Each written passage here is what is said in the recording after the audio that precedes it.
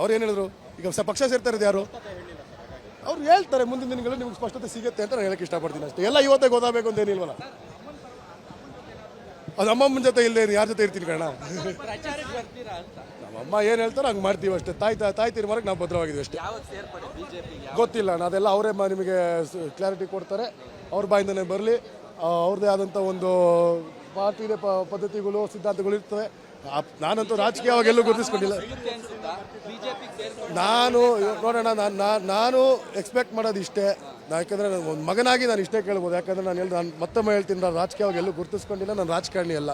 ನಮ್ಮ ತಾಯಿನ ಎಲ್ಲಿ ಗೌರವಾನ್ವಿತವಾಗಿ ನಡೆಸ್ಕೊತಾರೋ, ಅಂಬರೀಷನ ಹೆಸರನ್ನ ಎಲ್ಲಿ ಗೌರವ ಕೊಡ್ತಾರೋ ಅಲ್ಲಿಗೆ ಹೋಗಿ ಅಂತ ಹೇಳ್ತೀನಿ ಹೊರತು ಅದು ಬಿಟ್ಟು ಇನ್ನೇನು ಕೇಳಿಲ್ಲ ನಾನು.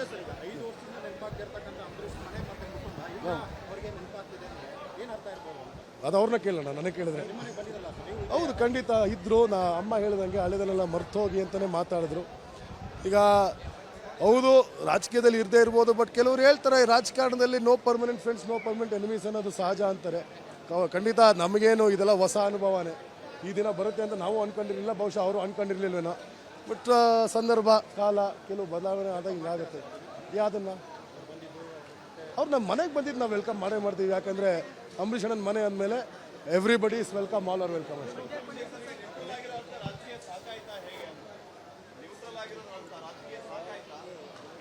ನ್ಯೂಟ್ರಾಲಿಟಿ ನಾವು ಖಂಡಿತವಾಗ್ಲೂ ನ್ಯೂಟ್ರಲ್ ಆಗಿ ಇರೋದು ಅನ್ನೋದು ಮಿಸ್ಟೇಕ್ ಆಗುತ್ತೆ ಅಣ್ಣ. ಯಾಕಂದರೆ ನಾವು ಖಂಡಿತವಾಗ್ಲೂ ಸಪೋರ್ಟ್ ಅನೌನ್ಸ್ ಮಾಡಿದ್ದು 1 ವರ್ಷದಿಂದ, ಮತ್ತು 4 ವರ್ಷದಿಂದ ನೀವು ತೆಗೆದು ನೋಡಿದ್ರೆ ಪಾರ್ಲಿಮೆಂಟಲ್ಲಾಗಲಿ ಅಥವಾ ಏನೇ ತೀರ್ಮಾನಗಳಾಗಲಿ, ಬಿಲ್ಸ್ ಅಂತ ಆಗಲಿ, ಪಾಲಿಸಿ ಅಂತ ಬಂದಾಗ ಅವರು ಗೌರ್ಮೆಂಟ್ನ ಸಪೋರ್ಟ್ ಮಾಡಿದ್ದಾರೆ.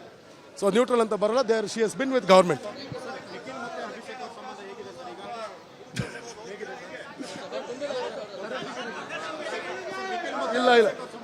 ಇಲ್ಲ ಮಾತುಕತೆ ಏನು ನಡೆದಿಲ್ಲ.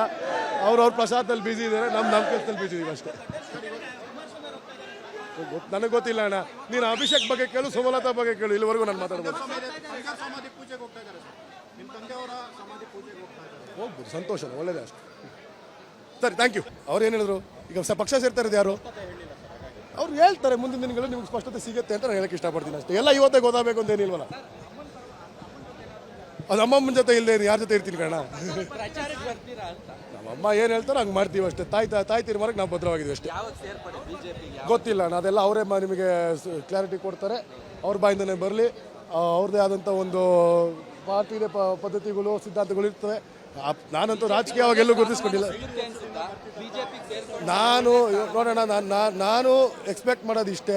ಯಾಕಂದರೆ ಒಂದು ಮಗನಾಗಿ ನಾನು ಇಷ್ಟೇ ಕೇಳ್ಬೋದು. ಯಾಕಂದರೆ ನಾನು ಮತ್ತೊಮ್ಮೆ ಹೇಳ್ತೀನಿ, ನಾನು ರಾಜಕೀಯವಾಗಿ ಎಲ್ಲೂ ಗುರುತಿಸ್ಕೊಂಡಿಲ್ಲ. ನಾನು ರಾಜಕಾರಣಿ ಅಲ್ಲ.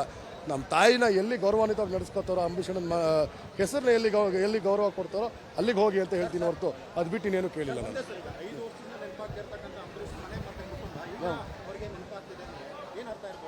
ಅದು ಅವ್ರನ್ನ ಕೇಳೋಣ, ನನಗೆ ಕೇಳಿದ್ರೆ. ಹೌದು, ಖಂಡಿತ ಇದ್ದರು. ಅಮ್ಮ ಹೇಳಿದಂಗೆ ಹಳೆದನ್ನೆಲ್ಲ ಮರ್ತೋಗಿ ಅಂತಲೇ ಮಾತಾಡಿದ್ರು. ಈಗ ಹೌದು, ರಾಜಕೀಯದಲ್ಲಿ ಇರದೇ ಇರ್ಬೋದು, ಬಟ್ ಕೆಲವರು ಹೇಳ್ತಾರೆ ರಾಜಕಾರಣದಲ್ಲಿ no permanent friends no permanent enemies ಅನ್ನೋದು ಸಹಜ ಅಂತಾರೆ. ಖಂಡಿತ ನಮಗೇನು ಇದೆಲ್ಲ ಹೊಸ ಅನುಭವನೇ. ಈ ದಿನ ಬರುತ್ತೆ ಅಂತ ನಾವು ಅಂದ್ಕೊಂಡಿರಲಿಲ್ಲ, ಬಹುಶಃ ಅವರು ಅಂದ್ಕೊಂಡಿರಲಿಲ್ವೇನೋ. ಬಟ್ ಸಂದರ್ಭ ಕಾಲ ಕೆಲವು ಬದಲಾವಣೆ ಆದಾಗ ಹಿಂಗಾಗುತ್ತೆ.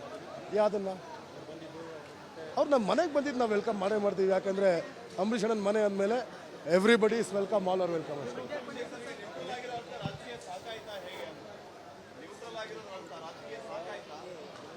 ನ್ಯೂಟ್ರಾಲಿಟಿ ನಾವು ಖಂಡಿತವಾಗ್ಲೂ ನ್ಯೂಟ್ರಲ್ ಆಗಿ ಇರೋದು ಅನ್ನೋದು ಮಿಸ್ಟೇಕ್ ಆಗುತ್ತೆ ಅಣ್ಣ. ಯಾಕಂದರೆ ನಾವು ಖಂಡಿತವಾಗ್ಲೂ ಸಪೋರ್ಟ್ ಅನೌನ್ಸ್ ಮಾಡಿದ್ದು 1 ವರ್ಷದಿಂದ, ಮತ್ತು 4 ವರ್ಷದಿಂದ ನೀವು ತೆಗೆದು ನೋಡಿದ್ರೆ ಪಾರ್ಲಿಮೆಂಟಲ್ಲಾಗಲಿ ಅಥವಾ ಏನೇ ತೀರ್ಮಾನಗಳಾಗಲಿ, ಬಿಲ್ಸ್ ಅಂತ ಆಗಲಿ, ಪಾಲಿಸಿ ಅಂತ ಬಂದಾಗ ಅವರು ಗೌರ್ಮೆಂಟ್ನ ಸಪೋರ್ಟ್ ಮಾಡಿದ್ದಾರೆ.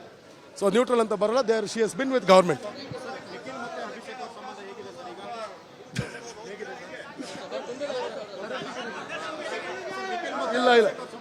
ಇಲ್ಲ ಮಾತುಕತೆ ಏನು ನಡೆದಿಲ್ಲ. ಅವ್ರ ಪ್ರಸಾದದಲ್ಲಿ ಬಿಸಿ ಇದ್ದಾರೆ, ನಮ್ಮ ಕೆಲಸದಲ್ಲಿ ಬಿಸಿ ಇದೀವಿ ಅಷ್ಟೇ. ನನಗೆ ಗೊತ್ತಿಲ್ಲ ಅಣ್ಣ.